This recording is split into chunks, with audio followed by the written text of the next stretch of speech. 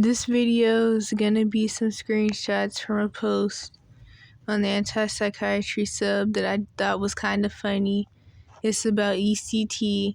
For those who don't know what that is, it's when it's like death penalty, but instead it happens in the mental health system, or the mental health system branch of the Cash for Kids system.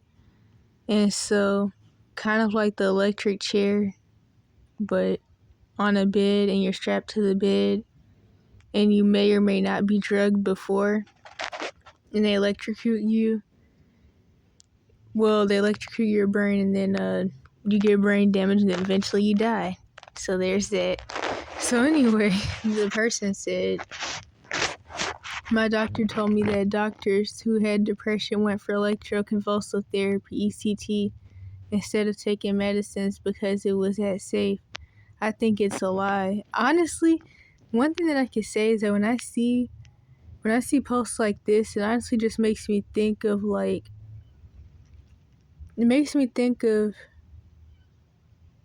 how much worse my situation could have been, especially if I would have been in more Cash for Kids system placements than I was. Because honestly, when I would meet other kids in the Cash for Kids system and hear their stories about how many times they've been locked up in different placements, from TTIs and mental facilities to juvenile jails, I realized that honestly I hadn't been locked up that much. It just feels like a long time because of course you're in a place, wait a minute, I'm messing this up. You're in a place, you're locked in there, you can't leave, you gotta ask to use the bathroom, ask to shower, you're being drugged, and plus you're in there for months, sometimes years, but it feels so much longer though because you're locked up and it's depressing. But yeah, I don't want this video to be really long though, so I'm just gonna get straight to the point now. I think what's more telling is doctors would rather shock their brains than take those drugs. Seems like they are spending it as a positive, but it ironically makes me wonder why they rather do that than take the pills they give others. And then someone else said, maybe because they have heard so many stories of psychiatric drugs destroying people's lives.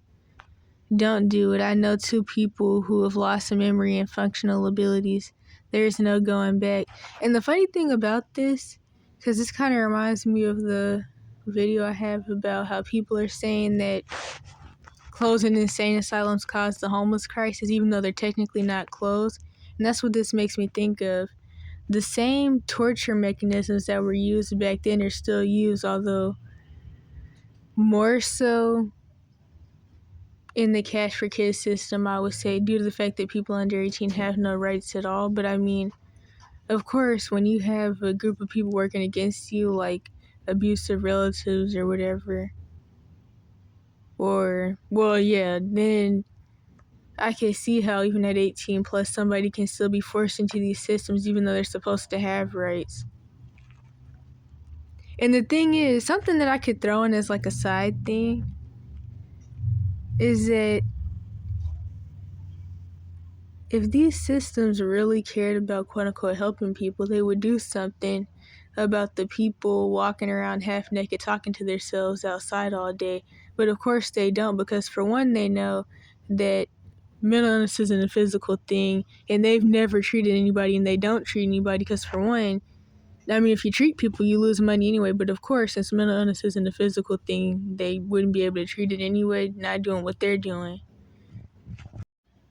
I honestly think that's something I used to ask people about even way before my Munchausen situation even started, and I even had ever been in the Cash for Kids system. But I don't even know if I ever made the point for the first thing I mentioned. But yeah, people are talking about some closing asylums and basically stopping all the torture that used to happen is what caused the homeless crisis. But the thing is, none of that stuff ever stopped happening. The facilities just changed, to be honest, and there may be less of them, but they definitely never quote-unquote closed. But anyway, I think I read that last thing. Don't do it. I know 2 people who've lost memory and functional abilities. There's no going back. when I had my second psychosis, they somehow, I think I screenshotted the rest of this. When I had my second psychosis, they somehow convinced my dad and gave me ECT without my consent. And I have told my dad about the brain damage it causes, and he told me I will not allow any more ECTs in the future because medication works for my psychosis. I don't know if they just need to get away from their dad or if they're in like a conservatorship or something. But that doesn't sound like a good situation, especially with the fact mental illness comes from trauma. There's a lot I could say, but that sounds like a bad situation all the way around. As someone who was disabled by ECT, done to me when I had a full-time job, was one class away from a master's degree, and a single parent, I would never advise anyone to submit to ECT if they have a choice in the matter. I think they are lying when they say there are studies showing the ECT is safe and effective. I say, show me the studies. There are many thousands of testimonies from people who had ECT and say they were disabled by it. If ECT is so safe, why, when they advertised TMS, did they make a big deal about saying that it's much safer than ECT? But I thought ECT was perfectly safe. Oh, did they make that up? The problem is that these people have no qualms. I don't know what that means. Lying about anything and everything. Sorry this has happened to you. Yeah, they went for ECT, except they were the ones pressing the button electrocuting people, not the other way around. ECT is not an okay way for your doctor or anyone else to touch you. I don't know why they worded it like that, but period. Don't let them manipulate you into thinking ECT is anything besides torture.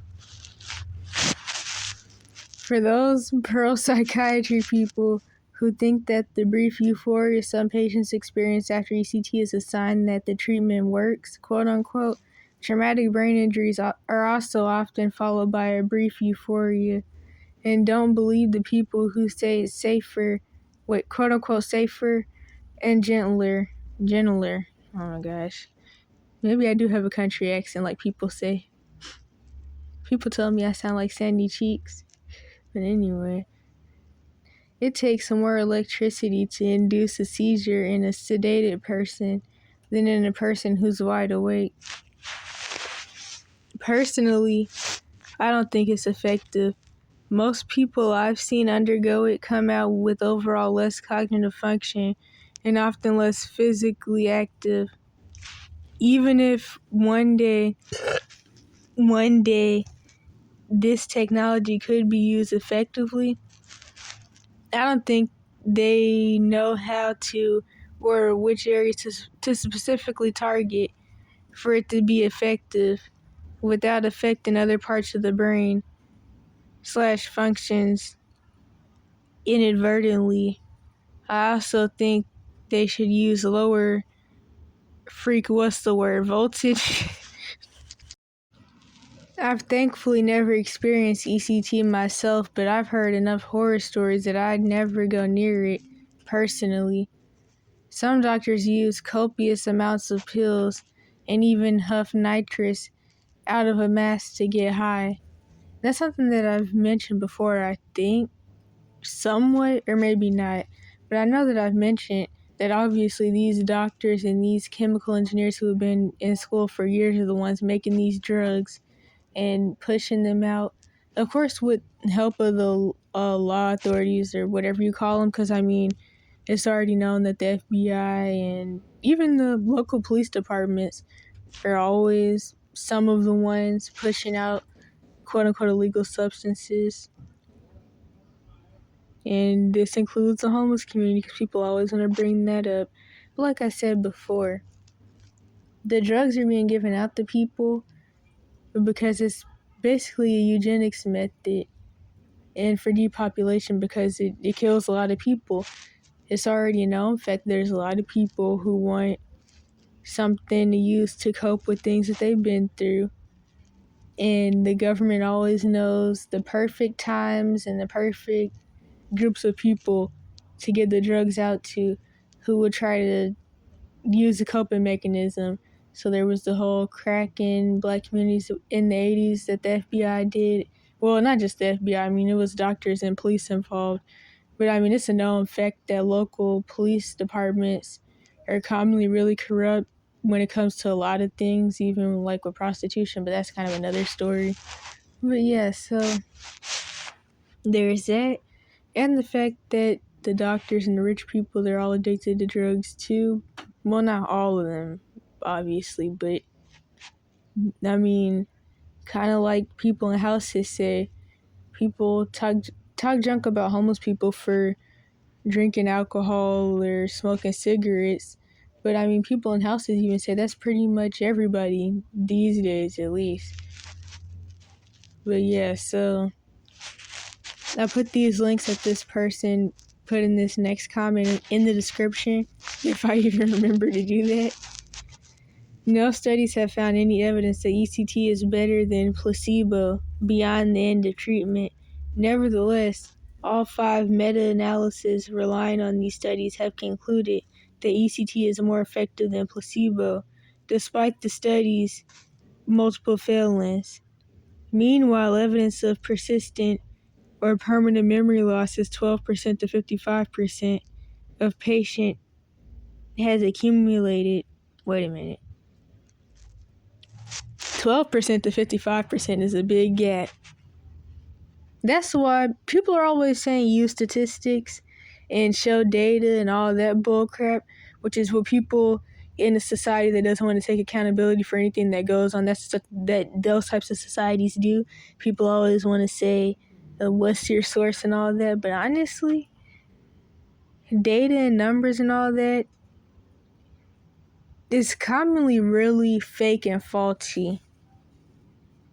I mean, these are the same people, these being the mental health professionals, these are the same people that claim that, well, when people say black, they usually mean a certain group of people, and it doesn't mean all Negroids, only a certain group, but these are the same people that say quote-unquote black people and Hispanics, whatever Hispanics really means, but I guess like Mexicans or whatever.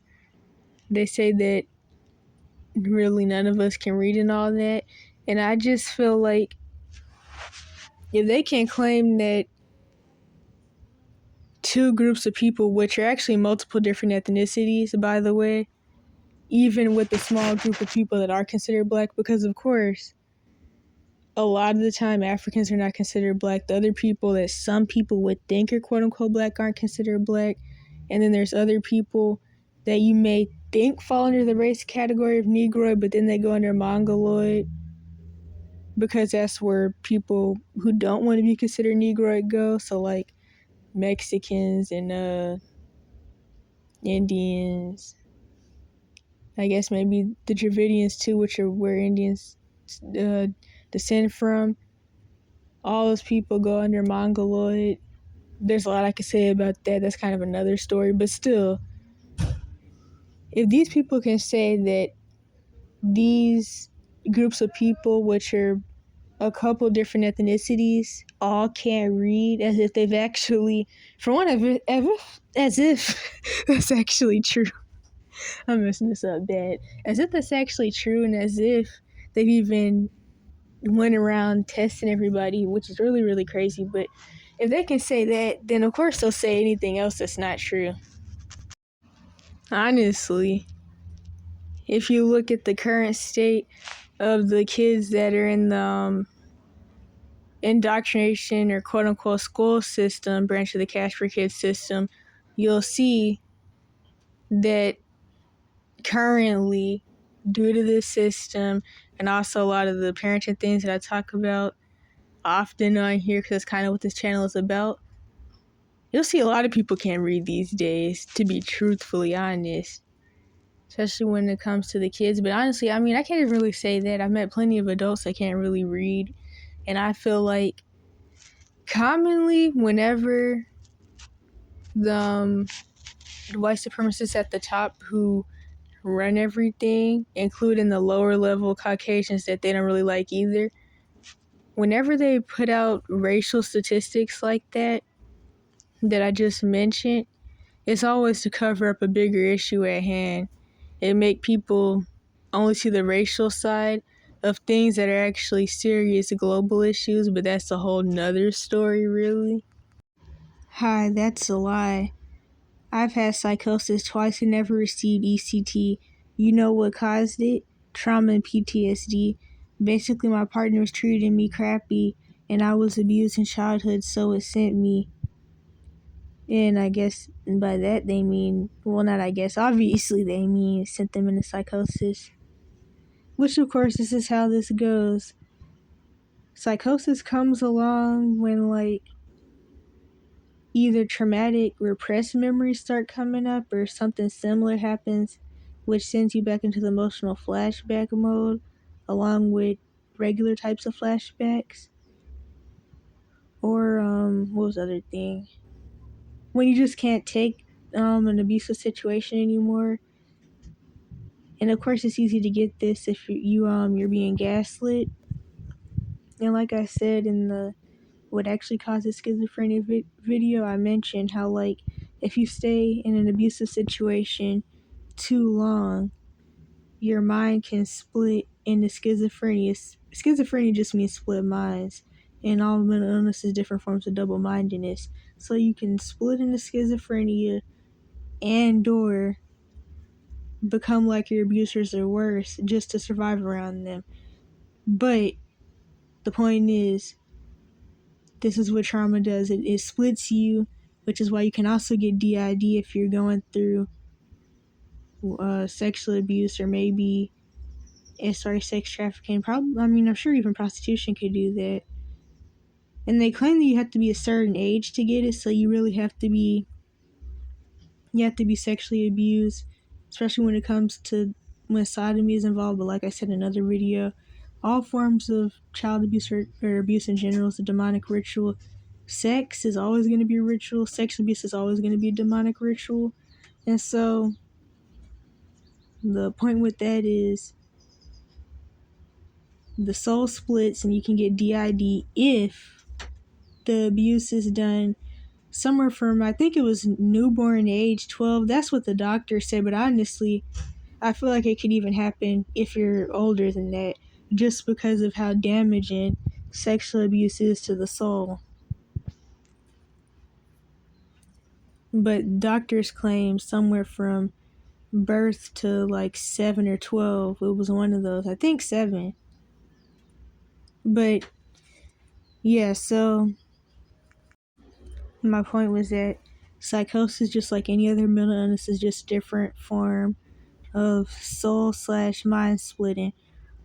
Although what I will say is that honestly, mental labels are also kind of like multiple different names for the same thing. Kind of like Stephen Darby said once, the mental health system has a whole bunch of different names for the spirit of fear. So like they have phobias, like agoraphobia, then they have anxiety, and just a lot of different names for some of the same things, but that's kind of something else. So I got into therapy with someone versed with trauma. I read a lot about PTSD. I've been off drugs for about 11 months. I don't know if they mean the neurotoxin psychotropic drugs or if they just mean like what people would consider street drugs or whatever, but I'm assuming the psychotropics. I haven't had psychosis in 2 years. It does get better. Avoid both. Hope you don't get too damaged from the ECT and stop it. Sounds weird for them to say it like that. I'd be surprised if any doctors would dare take antipsychotics even. It's obviously more dangerous if ECT is a last resort when you run out of options usually. There was something else I want to say about the psychosis. So, something I forgot to mention is that sometimes people even go into it when they get into adulthood when it comes to like being in the systems of quote unquote functioning society. So like when somebody turns, I don't know, 24 and repressed memories from trauma and adult life is getting to them. So like working a job and paying bills and all that, that also sometimes reason that people will go into psychosis. And then of course there's drugs too. But drugs are a coping mechanism for trauma. So drugs is already like a part of mental illness itself. Using them anyway. It sounds weird for them to say, wait, I think I already read that. Okay, wait a minute. It's obviously, yeah, I read that already. It baffles me how a third world country like India is more protective of human rights and dignity than first world countries when it comes to mental patients. The reason why these treatments are forced in first world countries is because the doctors already know that the patients will not want them, which should be intuitively indicative of whether you will want them. I find it very hard to believe a doctor would fry their own brains, which they rely on for work, just because they are feeling unhappy. If psychiatrists think ECTs and neuroleptics are so great, then why don't they all use these treatments themselves? The euphoric effects of ECTs are from brain damage similar to inhaling nitric oxide gas. Why not seek out a neurologist and try transcranial magnetic stimulation? I would not ask this sub since there are a lot of folks who are very opinionated about the subject with no field experience or knowledge about scientific literature. The person who said this is most likely a doctor working in the mental health system. So basically still a doctor, quote unquote. But I mean, honestly, like I said before, I have medical trauma in literally every field, so I honestly usually don't really see the difference in doctors. They're kind of all messed up to me and gaslighty. Okay, where was I? Instead, read studies. Cognitive and cardiovascular side effects are a possibility. So basically, it has symptoms just like the psychotropics, but I guess maybe ECT, the side effects can catch up to you sooner or something. That's what it sounded like. Cognitive issues, if they show up, usually clear up in a matter of months. However, there is no evidence that ECT causes brain damage. If it's literally used to kill people for the death sentence, I would assume it can cause brain damage. But adverse side effects are rare in ECT, and ECT as a last line treatment is one of, if not the most effective treatment for persistent depression and a variety of mood disorders. ECT is associated with improvement in quality of life, function, mood, and anterograde memory and global cognitive status at 2 weeks and 4 weeks. But it's kind of like going in for a surgery. It needs to be necessary. I do have my doubts about the Indian medical system given what I've seen, but I don't know your situation. Many people here do read studies, and some are in the field. Some also have had direct experience or seen multiple others with it. I would like to see the studies that back these claims. Okay, so since this is gonna be like, what is it called? I don't even know, but since there's like a lot of people are applying, well, not really a lot, I think it was probably like 2 or 3 different people, I'm gonna let it be known like which person is the original commenter, which is gonna be probably the person that always has down votes. So after that other person had replied, which I just read, the original commenter, OC, said, I'm circling back around with some citations later, which they never did. Sorry if that seems disingenuous, but I'm kind of busy just this moment and wanted to answer the first part of your comment before tomorrow. I'm in no way implying that absolutely no one in this community lacks knowledge, only that I've seen lots of misinformation around here based on either personal anecdotes, which are people's trauma stories from the horrors that they've experienced in these systems, or faulty reasoning. Then another person said, that's ironic because this looks like faulty reasoning. ECT clearly has a lot of adverse reactions.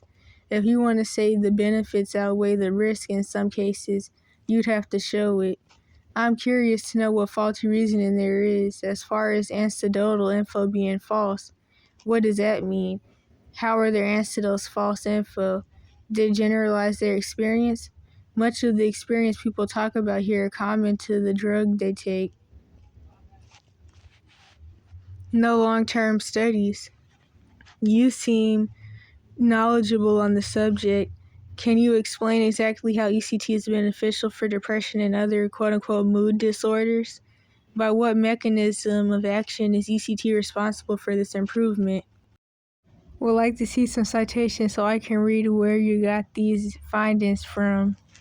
The global cognitive functioning ones and memory especially, literally never heard anything but them causing memory issues.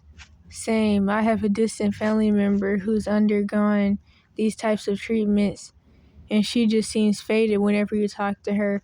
So yeah, if there is evidence to the contrary, even so much as one case study suggesting this is helpful, well, cough up the citation. To be honest, I can't imagine anyone in the field recommending ECT for any reason. Yeah, very suspicious. This glowing review of ECT says it helps with everything under the sun and mentions no negatives. Also claims people here don't read studies but provide none. I've seen multiple people and heard from some online. All have memory issues from it. Even the one guy who said it helped with his depression. Yeah, the bit about people not reading studies and then not providing any to share gave me a laugh. I'm particularly curious if such studies do exist, let's say, how rigorous the studies were, because I have seen linguistics quote-unquote studies in an edited volume that paled in comparison, quality-wise, to stuff my classmates had written back in high school, or at the time I worked on reviewing the mental health text, and some authors, this was back in 2018, were relying on the third version of the DSM, just dismal, the state of some gibberish that gets passed off as quote-unquote research. He's making claims I've not even heard. It improves memory and cognitive functioning. I've heard it touted as a miracle cure for depression and effective for catatonia.